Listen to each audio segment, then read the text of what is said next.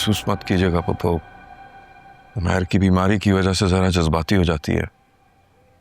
महसूस तो मैं कब से करती चली आ रही हूँ, लेकिन कभी जताती नहीं। ये तो साफ जाहिर है कि जहरा शिफा की कुर्बानी चाहती है। बहरहाल तुम शादी की तैयारी करो। इस महीने के आखिर में मैं बारात लेकर आऊंगी।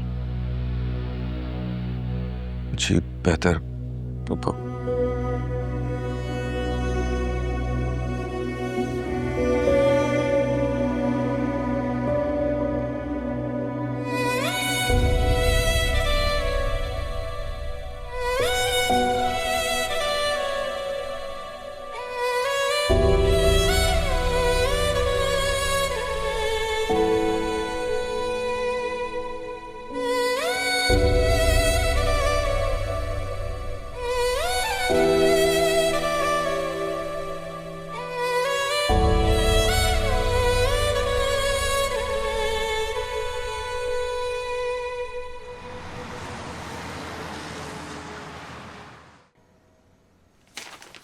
अगर आपकी बहन चाहती तो शादी रोक सकती थी, लेकिन उससे तो पप्पो से ज्यादा जल्दी है शादी की। पप्पू के सामने भी ऐसे ही बदतमीजी से बात की थी तुमने। जरा सोच समझ कर बात किया करो। मैं सोच समझ कर बोलूं? आपको नजर नहीं आ रहा? अगर शिफा की शादी होगी तो घर के अखराजात कैसे पूरे होंगे? जानता हूं, लेकिन इसका मतलब ये तो नहीं है ना कि अपनी बहन को सारी जिंदगी घर बैठा के रखूंगा। हाँ तो यहाँ क्यों बैठे? जाएं बहन की शादी की तैयारी शुरू करें।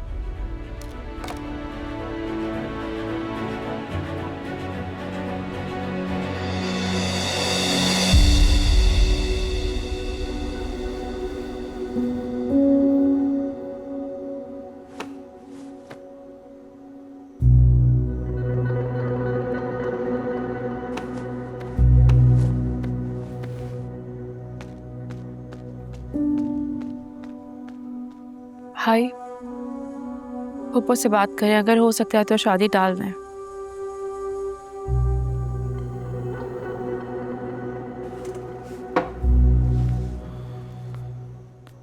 देखो, शादी रोकना मसले का हल नहीं है, और पप्पू ने जो फैसला किया है बिल्कुल ठीक किया है। ये जहरा की बातों को दिल पे मत लिया करो, खुश रहा करो।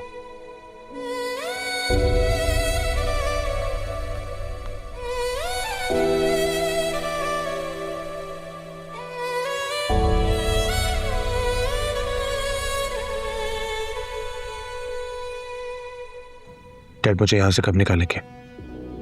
इतना आसान नहीं है। मैं जो कर सकता हूं तुम्हारे लिए कर रहा हूं, ताकि तुम यहां पे सुकून से रहो। मैं यहां पे और मजीद नहीं रुक सकता। मुझे वापस आना है। मुझे अपनी आज़ादी चाहिए। इसीलिए तो मैं कहता था जज्बातियत छोड़ दो, मैच्योर हो जाओ, लेकिन तुमने मेरी कभी बात नहीं मानी। हाथ पैर नहीं तोड़ा है, बंदा मारा है तुमने। थोड़ा वक्त लगेगा। ठीक है, जो होना था वो हो गया। अब कुछ भी करें, लेकिन मुझे यहां से निकालें। अगर मैं यहां पे रुका तो मैं इसी तरह का कोई संगीन जुर्म दोबारा कर बैठूं। तुम ऐसा कुछ नहीं करोगे। आप जानते हैं ना मुझे, मैं एक हद से ज्यादा बर्दाश्त नहीं कर सकता। इस तरह की हरकत से तुम मामले और बिगाड़ दोगे। बड़ी मुश्किल से प्रेस और मीडिया को काबू किया है, वरना तुम्हें वायरल होने में कोई नहीं रोक सकता था। जितना हो सकता है हम इस मामले को दबा रहे हैं, लेकिन अगर तुमने कोई मजीद उल्टी सीधी हरकत की तो फिर हम कुछ नहीं कर सकेंगे। तो आप क्या चाहते हैं? मैं जिंदगी पर इसी हवालात पे सड़ता रहूं? शाह सर, प्लीज अंकल को मजीद डिस्टर्ब मत करो। पहले बहुत परेशान है तुम्हारी वजह से। हम कोशिश कर रहे हैं। कोशिश? क्या खाक कोशिश कर रहे हैं आप लोग? छोटा सा मसला आप लोगों से हल नहीं हो रहा है। कहां गया पैसा? कहां गई वो पावर? खत्म। शाहजर, ये कोई छोटा मोटा मसला नहीं है, कत्ल का केस है। कोई छोटा सा मामला होता तो कब का बचा के ले गए होते तुम्हें। फिलहाल हम कोशिश कर रहे हैं कि तुम्हें किसी तरह फांसी से बचा ले, बात उम्र कैद तक आ जाए। What? उम्र कैद? आपका दिमाग तो खराब नहीं हो गया? आपको क्या लगता है कि मैं यहां बैठ के सारी जिंदगी सड़ूंगा? शाहजर, रिलैक्स करो। आखिर कोर्ट कोई ना कोई फैसला तो सुनाएगी ना। उसके बाद हमारे पास अपील का दरवाजा है, हम वो खटखटाएंगे, कोई ना कोई हल निकल आएगा। लेकिन इस वक्त अगर तुमने कोई गलती की ना तो हम सब के लिए बहुत मुश्किल हो जाएगी।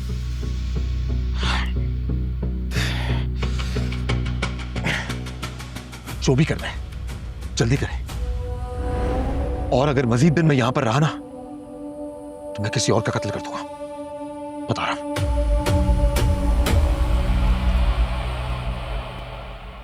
चलो जी, मुलाकात का वक्त खत्म हो गया।